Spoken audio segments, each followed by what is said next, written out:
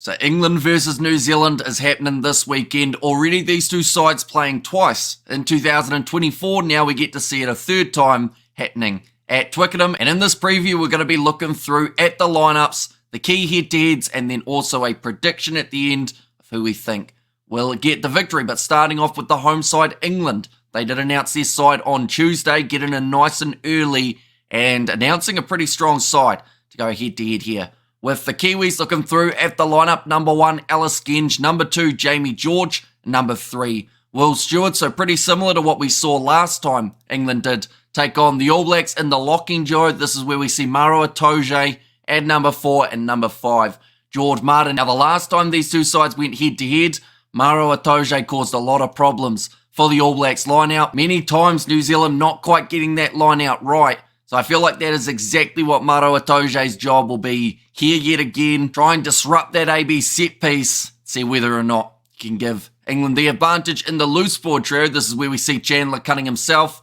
at number 6, number 7 Tom Curry, and number 8 Ben Earl. So a lot of physicality was the forefront for England last time these two sides played. And it would be expected to see the exact same tactic here for this contest. Looking through at the backline, Ben Spencer as the number 9 and number 10, Marcus Smith. A little bit of a new combination for England. Smith at times playing fullback over the last 12 months, but back to that fly half role. And in this game, he's going to be going head-to-head with Beauden Barrett, so that will certainly be a lot of excitement. Out on the left wing, they have gone with Tommy Freeman, a man who has scored quite a few tries in his short tenure for the English. Ollie Lawrence at number 12 and Henry Slade at number 13. Number 14, Emmanuel Fiwaboso. He was very handy for the English last time, and George Furbank slotting in at number 15. Looking through at this All Black side, number 1, Tamaiti Williams, number 2, Cody Taylor, number 3, Tyrell Lomax. Now, it was expected to see De Groot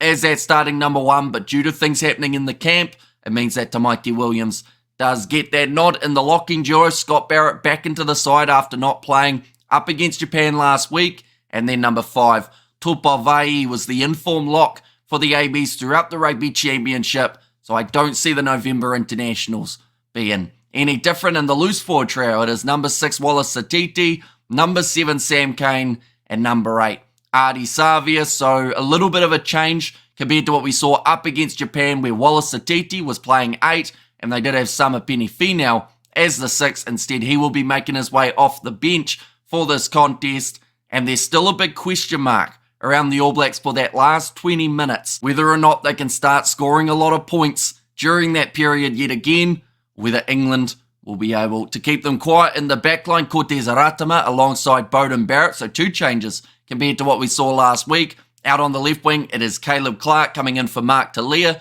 who will transition to the right wing. In the centres, it is Geordie Barrett and Rieko Ioane, and then at number 15, Will Jordan closes out this All Blacks lineup. But looking through at the key head-to-heads, one of the ones that stands out to me is Ardie Savia versus Ben Earl. The reason for that, Ben Earl had the most carries out of any player throughout the Six Nations competition.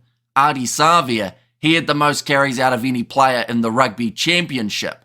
So these two men extremely busy. We saw that well and truly the last time that Earl did play up against the ABs. So I don't see it being any different here. I think he'll try and get involved in as much as he can, and England's breakdown work the last time these two sides played was very strong. They were able to push the All Blacks backwards, which is an intriguing part of this head-to-head, because the All Blacks over the last maybe 3 or 4 months seem to up their intensity and physicality a little bit more. So it will be a cool comparison seeing how it happened in July compared to how it happens in November. Another head-to-head that I think is going to be really entertaining is Emmanuel Fiwaboso going head-to-head with Caleb Clark. 2 men who know how to score tries. Clark, the leading try scorer of the Rugby Championship, and Emmanuel Fiwaboso, he is an absolute tank when he runs at the opposition. So I think we're going to see a couple tries coming from that wing. But the other talking point is Tommy Freeman and Mark Talia, because last time we saw Mark Talia's defence really tested by England, whether that was with cross kicks, whether that was with line breaks. But either way, I feel Talia has to be on his A game if he wants a shot of keeping his spot for the upcoming internationals. And the last head-to-head to keep an eye out for, Maro Itoje versus Scott Barrett, the captain for the ABs versus one of the best locks in terms of that disruption game in World Rugby. He's great at a line-out steal, good at getting in the breakdowns, and I feel like Scott Barrett has to put in a couple big hits early. Not illegal ones, though.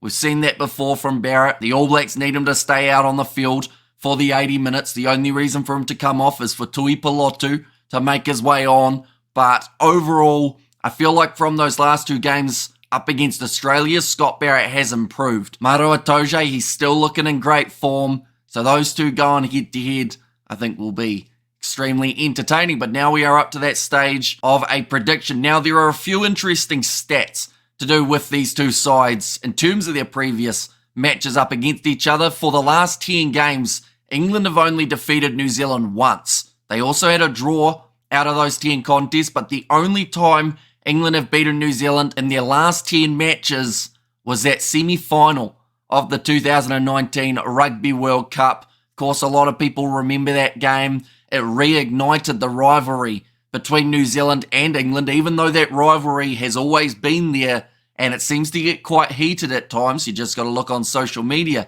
as of late. But I do think New Zealand have done extremely well getting themselves those victories in close games up against England. We saw it in July. For Scott Robertson, it was right early on at the start of his coaching career for the All Blacks. And honestly, if New Zealand hadn't pulled it together at certain times throughout those two games, it could have been 2 wins to England on New Zealand soil. But we did see some big players stepping up, like Beauden Barrett, being able to really take the game by the scruff of the neck in the second contest up against England off the bench. We saw in that first game some very important moments, New Zealand players getting right. England, honestly, they deserve to win the first one, and they will feel like they're in with a really good shot of being able to beat the ABs here.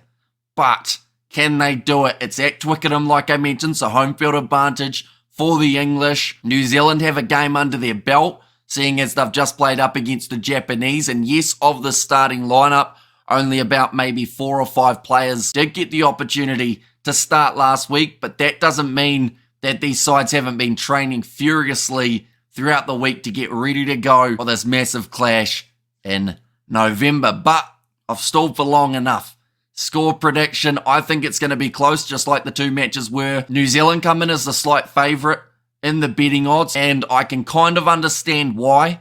Mainly because the side that they've selected is actually a really nice mix. This England side can also not be underestimated, and they know how to keep a game close. And in those 10 games that I mentioned, England have actually led at half-time in quite a few of them. So I do expect a fast start from the English, but perhaps that last 20 minutes will be the deciding point. If the All Blacks can get it right, I think they'll win this game. But if they yet again struggle to score points in the last 20, that is exactly the opportunity that England need to strike. I'm going to say New Zealand win though, and I'm going to say they win it 25 points to 18. I think it's going to be a close one. It's going to be extremely entertaining. 4:10 a.m. New Zealand time is when this one is kicking off. We will be doing the live commentary on the channel as well, so if you are new, of course be sure to leave a like and subscribe, and also let me know what your score prediction is and who you think will be the standout for both of these sides in this contest. But it is the first of 2 international games that are taking place. Also, Fiji versus Scotland will be happening. The All Blacks XV playing Munster. That is going to be a great game, and it's all heating up towards the massive November internationals we've got over the next couple weekends, where we will be absolutely flat out with all the rugby that is taking place. But thank you all very much for tuning in, and I will see you all for the next one.